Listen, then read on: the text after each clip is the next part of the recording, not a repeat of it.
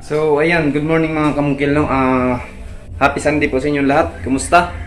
Medyo matagal-tagal po tayo hindi nakapag-upload ng video mga kamungkil. Pero ngayong araw mga kamungkil, update lang tayo sa project natin dito sa isang bahay na extension. So pagkatapos dito mga kamungkil, pupunta tayo sa isang bahay na natapos ko kasi maglalagay na tayo ng mga ilaw doon mga kamungkil. So pakita lang natin yung natapos natin dito mga kamungkil. At isang linggo na lang siguro itong mga kamungkil, matatapos na itong extension at saka bakod na to. Lipat na naman tayo dun sa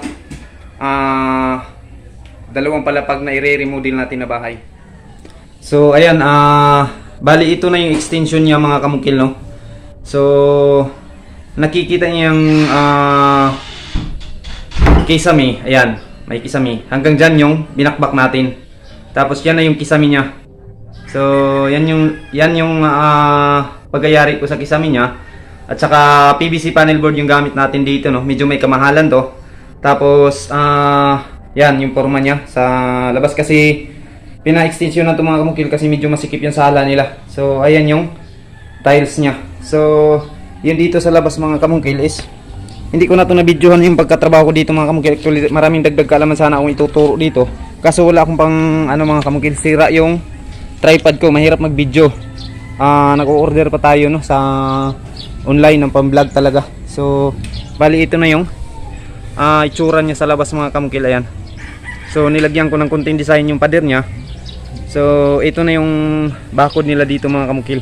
So sa Monday mga kamungkil, tatapusin ko yung bakod dun. Yan, yung dalawa na yan. Yan na yung tatapusin ko. Tapos babatakan ko na pulitap itong mga kantuhan ng grills natin at saka gate natin. Pagkatapos kukulayan, so yari na yan mga kamungkil. Tapos dito sa labas, iwan ko pa-skim ko ni madam kasi nagtatanong siya kagabi mga ilang sako daw yung mauubos dito sa buong bahay sa palibot sa pag-skim coat. So nabigay ko na sa kanya yung estimated na pwedeng magamit na skim coat sa labas. So pati dito mga kamungkil, yan. Bali ito yung extension na ginawa natin mga kamungkil. Saka yan yung pagkayari natin sa gutter. So itong pintuan mga kamungkil, papalitan to ng ibang disenyo kapag makaluwag-luwag na si madam. So babaklasin rin to. Tapos papalitan. So bali ito na lang yung ipapagawa talaga dun sa paggawaan na taas niya. Kasi wala na to sa standard mga kamungkil yung pintuan na to. Ang nasa standard na nito ay yung lapad niya 90 cm. So kasi medyo bumaba tayo dito mga kamungkil ng konti. Kaya hindi natin nakuha yung standard ng pintuan dito. Kasi extension na to mga kamungkil. So ayan yung buong kisame niya. So ito yung pagkayari ko mga kamungkil dito sa kisame na to. So may dalawang kwarto to mga kamungkil dito sa loob. Yan. Bali ito na yung laki ng sala nila. So yan. Yan na yung sala nila. So kung napapansin nyo mga kamungkil, magkakaiba yung tiles. Kasi piece out na yung tiles na nauna dito. Tsaka nung nakita ni madam na 60 by 60 yung ginamit namin dun sa extension, nagagandahan siya. So medyo may pagsisisi siya dito sa 40 by 40 na pinagamit niya. Pero in-advise ko sa kanya noon mga kamungkil na 60 by 60. Pero sa huli mga kamungkil, yung may-ari talaga yung masusunod pag tayo nagtratrabaho. So yan yung gusto niya na 40 by 40. Kaya okay lang naman, walang problema. So yan yung 60 by 60 na ginamit ko dito mga kamungkil. Tapos sa bukas balik tayo dito mga kamungkil. Sana matapos ko sa pag wiring yung bahay dun sa kabila na nayari ko din mga kamungkil. Ilaw na lang yung mga kulang at saka tiles. So mamaya mga kamungkil papakita ko sa inyo yung bahay na yun. So ayan mga kamungkil no, nandito na tayo sa isang bahay na niyari ko dito na kung saan winawiring na natin, nilalagyan natin ng mga ilaw. So pakita natin mga kamungkil. Bali ito na siya mga kamungkil. So ngayon ko pa lang nilagyan ng mga ilaw. So ngayon lang ako natapos sa pagkabit ng mga ilaw. Inumpisahan ko siyang nilagyan ng mga ilaw kanina. At saka nagdagdag ako ng mga wiring sa taas. Kasi may mga nadagdag na mga ilaw mga kamungkil. 9:30 siguro ako nagumpisa kanina. Natapos ako 4 ng hapon kung natapos sa paglagay ng mga ilaw no. So bali may kulang pa talaga sa ilaw mga kamukil. Yung doon banda mga kamukil, yung nasa gilid na yun, lalagyan pa yan ng ilaw. Tapos yung kulang dito mga kamukil is lalagyan siya ng extension dito rin, para din yung katulad ng tinira ko doon kanina, yung nakikita nyo, ganun din yung pagka-style niya mga kamukil. Kaso lang pader na din siya dito sa harap, tapos lalagyan ng canopy dito sa harap. So natapos ko na siyang ma-install ng ilaw mga kamukil. Yung kulang ng ilaw dito is dito lang sa dito lalagyan ng ilaw. Pero isasabay ko na lang dito mga kamukil yung paggawa ng linya dito, kasi magdamag na pa iilawin to dito sa labas, kaya isasabay ko na lang sila sa switch para isa lang yung switch nila, hindi na tayo magdadagdag ng switch. So bali ito na yung loob nyo mga kamukil sa bahay na to. Yung kulang dito mga kamukil sa loob is kulay tsaka itong tiles. So pag matapos tong kulay sa loob mga kamukil, pagbabatak nito, pagkukulay dito sa mga kisame na to, isusunod tong tiles sa pagtrabaho. Pero bago trabahuin yung dalawa niyan mga kamukil, gagawa muna ako ng double deck dito na may mga cabinet siya. Yung bagong style ngayon mga kamukil na mga look bed. Ganyan yung pagkatira dito mga kamukil yung gagawin dito sa loob. So bali yan na yung ilaw niya dito mga kamukil. Basta yung kulang dito sa kisame is pintura na lang. Kapag mabatakan to mga kamukil, tapos na talaga yung pagkayari nito. Maganda na to, lilitaw na yung ganda dito sa kisame. So nalagyan ko na rin ng ilaw. Yan, bali tricolor siya mga kamukil. Yan, so may ano din siya, may cube din siya. Yan, nakikita nyo papunta doon. So may cube light din siya. So mamaya mga kamukil, magpapagabi tayo ng konti para makita natin yung kalalabasan talaga ng mga ilaw na kinabit natin dito. So dito sa sala nila, yan yung ilaw nila. Tapos may cube din yan, may cube light. Tapos papunta sa kusina nila mga kamukil, ayan, pin light lang yung nilagay namin. So ayan, bali 4 na pin light yan. I-observe pa namin mamaya mga kamukil kung maliwanag siya sa 4 na pin light na yan. Kapag medyo makulimlim o malilim siya mga kamukil, magdadagdag kami ng isang center light dyan na maliit lang, tulad dito sa CR mga kamukil. Ito, so yan yung CR nya. So yan, nakikita nyo mga kamukil, hindi masyadong dikit yung tawag nito, hardiplex. Pero kapag mabatakan yan mga kamukil, mas gusto ng pintor na ganyan. Pero masyadong malaki na yan mga kamukil. Pero pag nabatakan yan mga kamukil, matibay yung ibabatak dyan, kasi kumakapit yung ibabatak natin dun sa metal pa rin talaga natin, kaya walang mangyayari na magbibiyak siya mga kamukil pagdating ng araw. So kapag kaganyan, kasi pagka masyadong madikit yung mga kisame, tulad nito mga kamukil, papakita ko sa inyo, nadikit ko dito. Yan, dikit na dikit siya. Iga-grind pa yan ng pintor. Kailangan lalagyan yan ng bikat, yung awang mga kamukil, para yung ibabatak natin papasok dun sa metal paring, kakapit yung pulley top natin o di kaya nansag epoxy dun sa metal paring natin. Kaya kapag sa kisame mga kamukil, mas maganda talaga na lalagyan nyo yung spacer kapag nagkisame tayo. Ito mga kamukil, nakalimutan ko to dito, kaya nagkaganyan. So iga-grind na lang yan ng pintor yan. Dito sa kwarto mga kamukil, yung nakikita nyo, may mga spacer na. So yung i-grind ng pintor dito, yan lang rivet, yung nakalitaw na mga rivet. Pero pag nakalubog na, may mga nakalubog kasi dito ng mga rivet mga kamukil, nung nilagyan ko ng pampalubog yung drill bit natin. So kukunti lang naman yung i-grind dito ng mga blind rivet.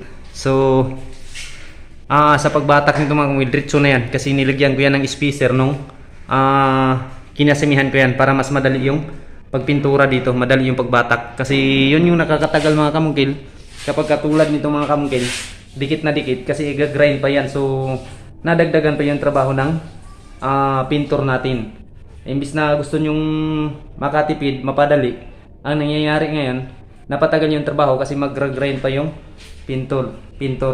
Kaya pag nagkikisami tayo, mas mabuti na lagyan natin ng spacer, yung dugtungan natin sa kisami.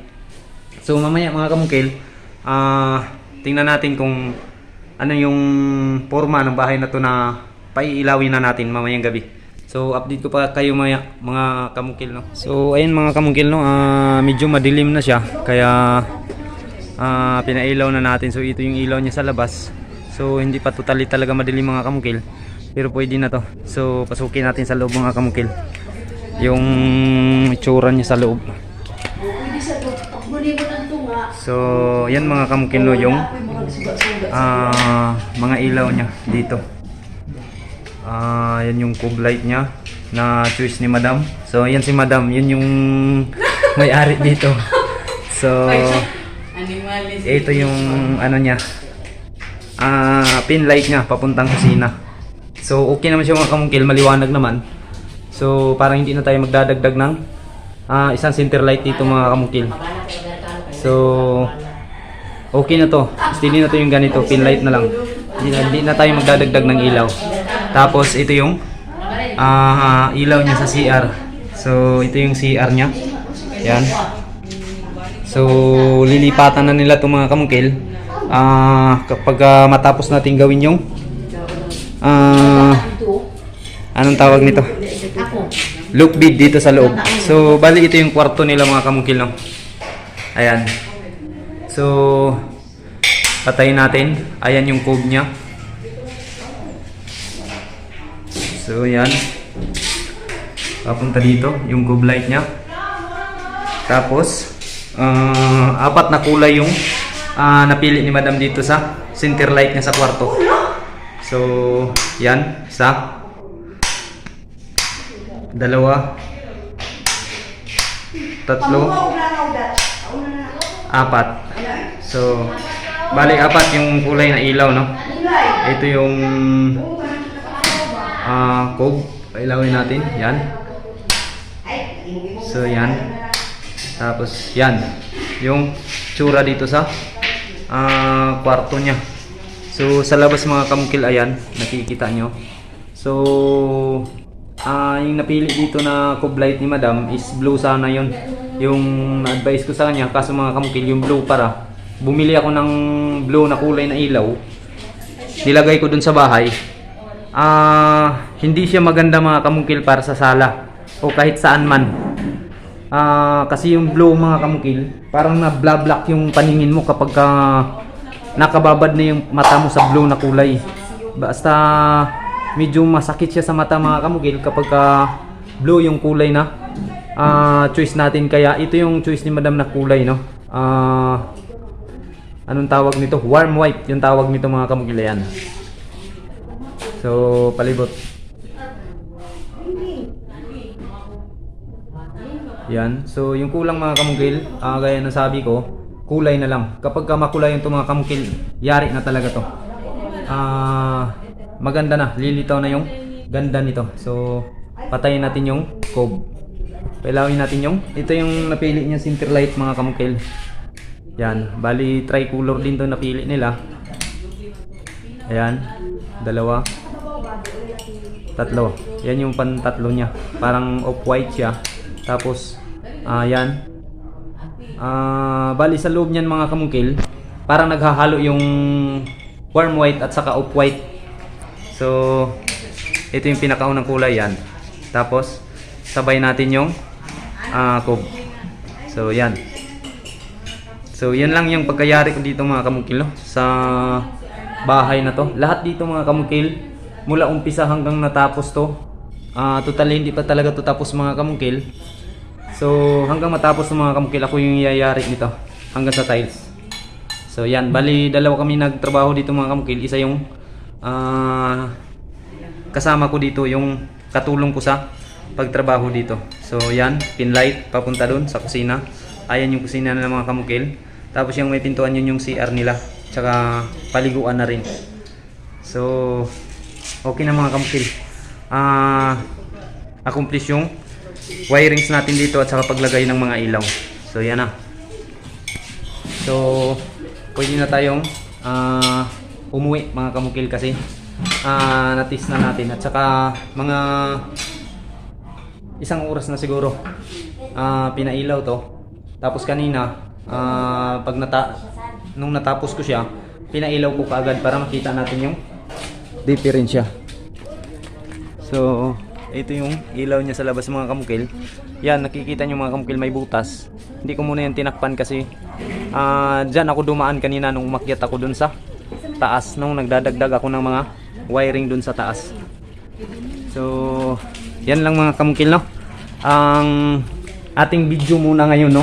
Bali update lang tayo mga kamukil, no, sa trabaho natin. So bali mga kamukil,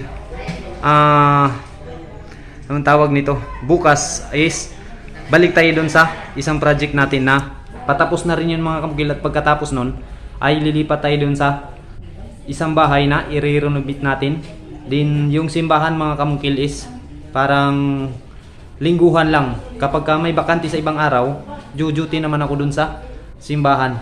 Kaya yan lang mga kamukil. Sa mga bago pa lang sa aking channel, huwag kalimutang mag-subscribe mga kamukil. I-like ang video mga kamukil pag ito ay iyong nagustuhan. At kung halimbawa mga kamukil ay interesado ka po sa aking mga video na i-upload, don't forget to hit the notification bell mga kamukil, para kung sakaling may mga bagong videos akong i-upload, isa po kayo sa maa-update mga kamukil o makakaalam sa aking mga video. So once again, Monkel and the vlog.